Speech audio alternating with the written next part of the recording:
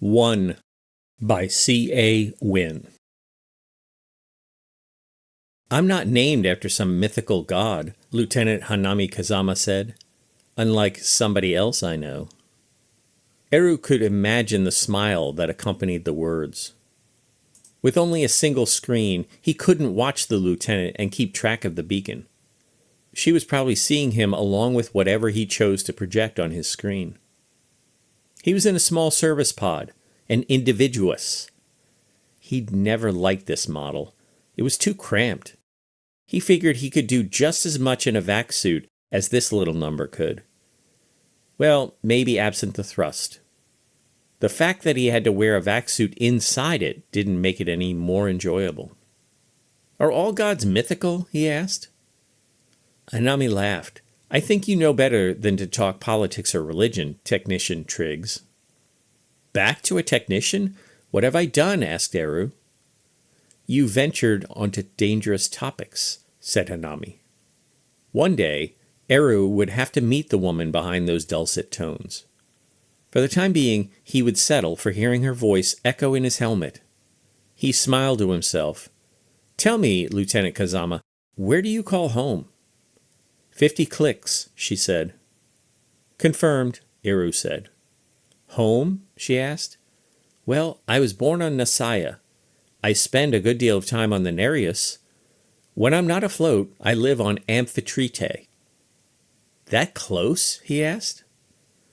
Well, you are kind of far out there, she said. But where did you think I'd be, in Messier 87?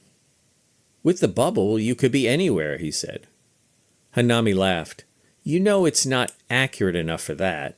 Maybe in the same galaxy, at least. Besides, this is not the first time we've worked together. You had to figure I was local. Eru nodded to himself. He switched his monitor to capture a shot of his ship. It was about as far off as the beacon by then. 45, Hanami said. Confirmed, Eru said. You know I can monitor the speed and distance myself. It's SOP, Technician, said Hanami. Eru switched his screen back to the beacon. The dark cylinder was only detectable by the distant stars it blocked out. I don't think I like you being so formal, Lieutenant. Can you zoom in on that? Hanami asked. Eru filled the screen with the darkness that was the beacon. Not getting any reflectivity. Do you see the drones? She asked. Negative, he said. You should get some light off of them, right? Hanami asked. They haven't been out there for more than a few days. 40. Confirmed. Eru's pulse had quickened. A fact made clear on his monitor. I'm going to stay a full click away to start. Don't like finding metal that won't reflect. That distance wouldn't be standard, Hanami said. Lieutenant, if you want me and my pod to be stranded out here like those drones, I might have to question our relationship, said Eru. Hanami hesitated. Do what makes you feel safe. 35. Confirmed. Firing retros. Eru was still too far out for the lights to be effective, but he lit them anyway, focusing them into a tight beam. How long has this thing been out here? He asked. Hanami was silent for several seconds. Records indicate it was dropped there when they settled the system. How long ago was that? He asked. Nearly a century, she said. Any idea why? He asked. There aren't any others, are there? No others, she said. This record says it marked a spatial anomaly. What kind of spatial anomaly? He asked. Doesn't say, she said. Eru rolled his eyes. Nothing else like a tear in space-time or the remnants of a wormhole? Nada, she responded. 30. You're still coming in a little hot if you want to leave a gap. Confirmed, he said. I'll give it another burst when I'm under 20. Eru fell silent. His eyes searched the screen for anything that would tell him why the beacon had ceased operation. Absent that, he would hope the silent drones they'd sent would indicate something. 25, Hanami said. Confirmed. Eru switched his camera angle again. His ship was much further off, its shell barely reflecting the distant sun. So they dropped this thing out here, and nobody checked on it?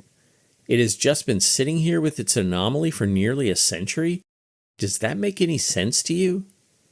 I guess it depends on what the anomaly is, she said.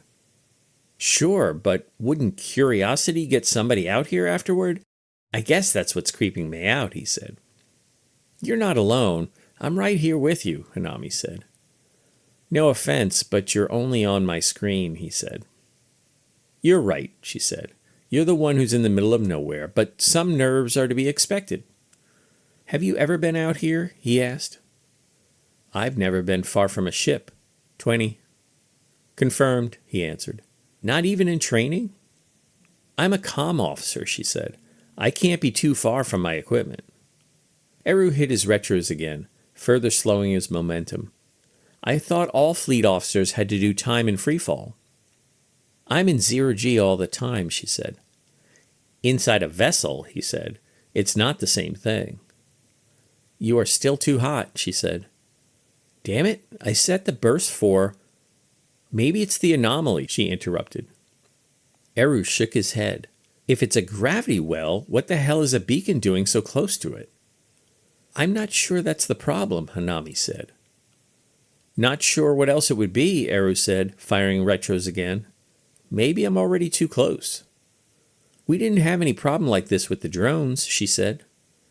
No, he asked. Then why would we be having... 15, she interrupted. Confirmed, he said. Maybe it moved, she said. It? The beacon? Can it do that? He asked. We're not getting any reading from it, or the drones, Hanami said. Sensors lost them days ago, so we're going on known positions. I don't think the beacon is propulsion. Maybe the drones ran into it. But if the drones had a similar problem slowing down, he thought aloud. 10, she said. Confirmed, he said. How is my speed now? Better, but still too hot, she said. Eru engaged his retro thrusters to bring his pod to a complete stop. Now you're slowing too much, Hanami shouted. I'm not playing around anymore, Eru responded. I'm going to sneak up on that thing whether it wants me to or not. The pod slowed to a few meters per second. When Eru cut his thrusters, he realized he was breathing heavily. You're at 9 now, she said. Confirmed. How is my speed? Hanami didn't respond. Eru checked his monitor to confirm it himself. The pod was beginning to speed up again. Eru changed his monitor to see Hanami's face. What is this thing? He asked, his panic hardly disguised. I've put in a call to my commander, Hanami responded. As the pod's speed continued to increase, Eru maneuvered his pod to orient it back toward his vessel. He activated the main engine, then reached both gloved hands, pressing them against the walls of the pod. What are you doing? Hanami asked. Trying to hold on, he said. The pod's acceleration pressed Eru back into his seat. The tiny vessel vibrated with the modest engine's roar. Eru closed his eyes for a few seconds and tried to calm himself. When he opened his eyes, he shut the engine down. The thrust should have moved him several clicks from the beacon by then. It hadn't. Lieutenant, tell me you have a way to get me out of this well, he said. Hanami bit her lip. She looked up beyond the camera and nodded. There was someone with her. When she looked down, she forced a smile. We're trying to figure out what is going on, technician. It's not the time to go back to formalities, Lieutenant, Eru said, his breath quickening. We're seeing what you're seeing, she said. What is the damn anomaly? Eru's teeth had clenched. I have someone looking into that, she said. And a solution to my gravity problem? He asked. Hanami shook her head. We don't think it's gravity. There isn't any mass close enough to warp your space. We're not sure what has captured you, but it doesn't appear natural. Eru closed his eyes and counted to himself. He focused his mind on his breathing, recalling mindfulness training he'd received. It still wasn't bringing him any calm. A second face appeared beside Hanami, splitting the screen. Eru didn't recognize the man, but his uniform told Eru all he needed to know. Technician Triggs, the man said, I am Commander Casson of the Nereus. We are monitoring your situation. I've dispatched 3 drones to your location. We anticipate their arrival within the next 5 hours. Eru's eyes opened wide. 5? Honestly, we saw this as a routine repair run, said the commander. Otherwise, we would have sent a larger team. But your first drones went dark, said Eru. The commander nodded, looking away from the camera. I understand your confusion, technician. I can assure you we are doing everything we can. He looked back at the camera. Please notify Lieutenant Kazama if you discover anything out of the ordinary. Eru screwed up his face. He considered listing all of the unusual things he'd encountered to that point, but thought better of it. Hanami remained silent, her eyes scanning the screens before her. When the commander killed his feed, she offered a concerned nod. I'm sorry, Eru. We're doing everything we can. Her eyes darted up for a second, then returned to stare into the camera. 8. Eru glanced at his own display. Confirmed. His voice trailed off. Hanami squeezed her lips together to approximate a smile. I'm not going anywhere, she promised. But I am, Eru said, the words barely audible. He switched his monitor to look for the beacon. There he found an emptiness in a sky of stars. What if it is gravity? But there's no mass, she said. A singularity? He asked. Hanami tilted her head from side to side. I'm not the expert, but I'm pretty sure a black hole still has mass. Besides, we'd see something, wouldn't we? Dark matter, he asked. Hanami grimaced. The science team is working on the problem. None of them has suggested dark matter. Eru shook his head. It wouldn't be either of them, would it? I mean, it's not consistent. It reacts when I apply thrust. There has to be some intelligence behind it. Hanami nodded. I hadn't thought of that. So something out there that's drawing you in. Only what does intelligence mean in this case, he asked. An animal would react to movement, but that doesn't make it intelligent. Is this thing only reacting, or is there something more behind it? Hanami glanced up. 7. Eru didn't bother to look at his screen. Confirmed. At least your pace hasn't changed, Hanami said. You mean now that the cat has the mouse's tail, it's not in a hurry to eat it, he asked. It gives us some time to think of solutions, she said. Eru frowned. Sorry. No need to be sorry, she said. I can't imagine what being out there would be like. I wanted to meet you, Eru said. Hanami smiled. We've met many times. I mean in real life, he said. There's still time for that, she said. After several minutes of silence, Eru glanced up at his telemetry. Under 5. Hanami creased her brow. I'm sorry, I forgot. It's no problem, he said. I can keep track of it. Hanami's eyes looked at several different things out of Eru's view. Still nothing visible. I don't expect there to be, he said. Are your systems reacting at all? She asked. Eru shook his head. 4, Hanami said. Eru didn't respond.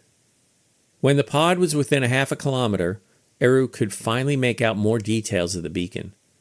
Its surface was blackened and flaking. What do you suppose caused that? Hanami asked, watching along. It's like something cooked it, he said. Can you sweep the lights around again? She asked. Eru scanned the beacon's vicinity. Still no drones. Do you suppose they were cooked too? She asked. If that's what happened to the beacon, he said. Hanami's voice rose. You're slowing. I guess we should have expected that, Eru said, his voice falling off. What do you see? She asked. It's not flaked. It's something else, like it had been painted into existence. A replica of a beacon, he said. How is that? I don't know, he interrupted. The pod began to shake. Eru absently activated the environment of his suit. What's happening? Hanami asked, panic in her voice. Eru reached out and pressed his gloved hands against the walls of the pod. As he applied force, the shaking subsided. His voice was calm, almost serene. I don't know. Eru felt like he was falling. It wasn't that common feeling of weightlessness he'd so long ago become accustomed to. This seemed more like the rapid descent down a cold, dark well, the light of safety racing away into the distance. He braced harder, muscles straining against the walls. The pod's systems shut down at once. This left Eru in utter darkness, the only light coming from distant stars through a small portal. Eru brushed the fingers of his gloves across the many switches and levers scattered about the vessel's interior. He heard no sound and wondered if that meant he was in vacuum. If he was, how did it happen? And when would his suit succumb? The stars bled through the exterior of his ship. That's the way it seemed to him. They leaked as water overwhelming a cloth dropped in a vast ocean. The salt of the water would taste a certain way, the smell of it in his nostrils. He wasn't in an ocean, or was he? They leaked through his suit as well, points of light that focused warmth on his exposed skin. He breathed them in like soft petals of a dandelion floating on the wind. He had never seen a dandelion before, never even heard of the plant peculiar to Earth. That was a place he'd wanted to go. The origin of humanity was an item on his list, one box he would never check. It was a desire few others had any longer. Why had the blue world held his interest? He could not tell. Eru? What was that sound? It was familiar to him, a distant echo of a memory. How was it coming through to him? One. Confirmed, he said. End of One by C.A.Wynn.